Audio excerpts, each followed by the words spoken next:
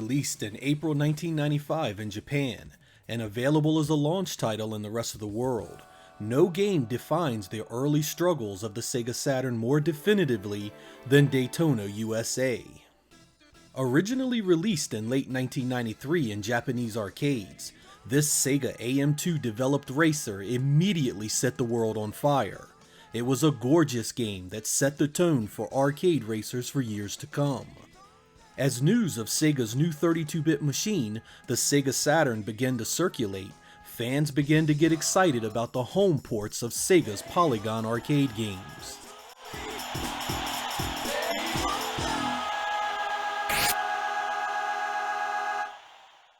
There was trouble in paradise, however.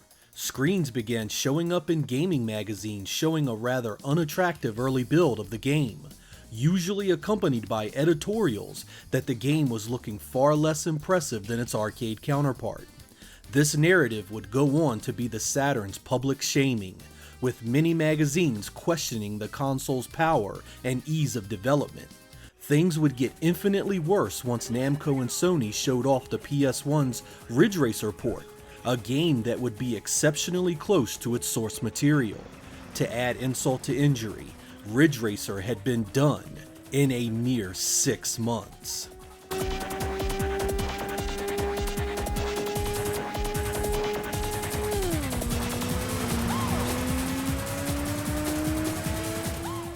The Daytona USA final product would be a technical mess, with a frame rate that was a third of the arcades, texture quality that was blocky and undetailed, and polygon pop-in that would see entire chunks of the environment just pop in right on top of the player. Daytona's story would become the Saturn's to a huge portion of the gaming public, slow, weak, and simply not in the same league as the PS1.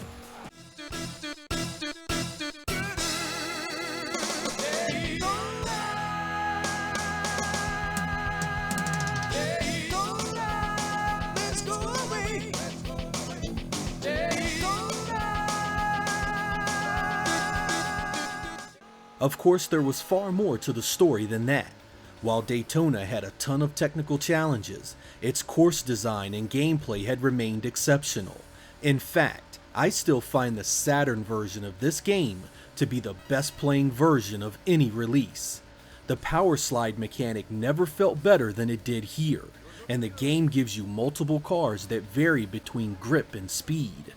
That sense of speed was also incredible, despite the jumpy frame rate. The Saturn's analog steering wheel is supported, and works wonderfully with it. It was an arcade racing fan's dream come true. The sound presentation here was also exceptional. The race music was trademark Sega wackiness, with vocals that simply fit with the game. From Rolling Start to Blue Blue Skies, each ballad gave each track its own personality and style. Daytona's music was as important as any other aspect of its design.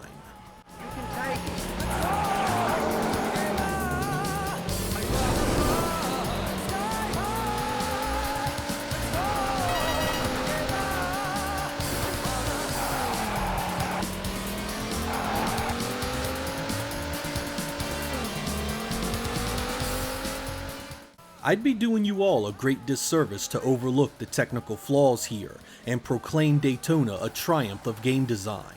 It absolutely was not, and its problems number in the many and should be considered by everyone.